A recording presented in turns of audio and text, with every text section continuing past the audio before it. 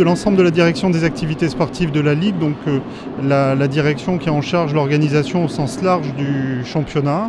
Et on trouvait que c'était évidemment important de venir voir l'inauguration, enfin de venir voir un stade qui vient d'être inauguré pour la Ligue 1 et qui fait partie des plus beaux stades de France maintenant. C'est un vrai stade de foot fermé avec un public très proche du terrain, donc une ambiance qui est excellente et très bonne pour à la fois les spectateurs et à la fois en termes de télévision pour nos diffuseurs.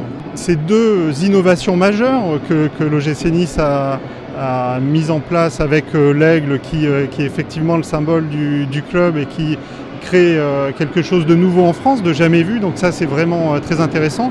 Et puis le clapping, c'est une manière de faire participer l'ensemble du public à une fête qui ne crée pas d'incidents, et vous savez qu'à la Ligue on est soucieux des risques inhérents à l'utilisation d'engins pyrotechniques, et évidemment le clapping on y est vraiment hyper favorable. Il faut bien avoir en tête que le football français ne vise pas le modèle anglais en termes de public.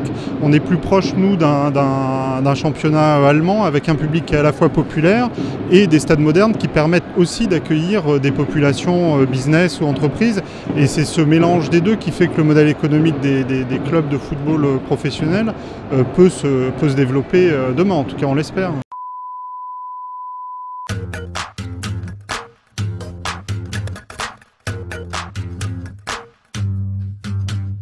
Ce sont mes premiers pas, effectivement, je découvre et je suis absolument subjugué. C'est un stade magnifique et je crois vraiment que c'est une enceinte exceptionnelle en Europe.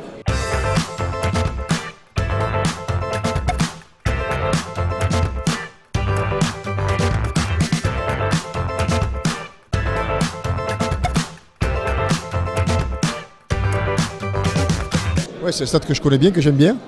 Et voilà, j'étais avec mon fils et deux potes à lui, et ils m'ont dit on pourrait aller voir Nice et Étienne. J'ai dit ouais, c'est une bonne idée. Non, supporter de Nice, je pense. Non, ils sont pas stéphanois. Non. On est plus du sud-ouest, nous.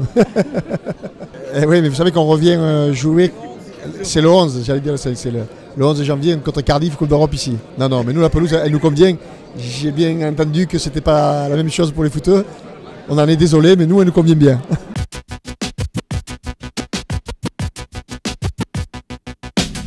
Normalement, c'est entre 4 et 6 semaines. Et là, on vient de finir la troisième. Donc, on va voir cette semaine comment ça part le genou. Ouais, c'est ça. Quand tu perds chez toi, c'est compliqué.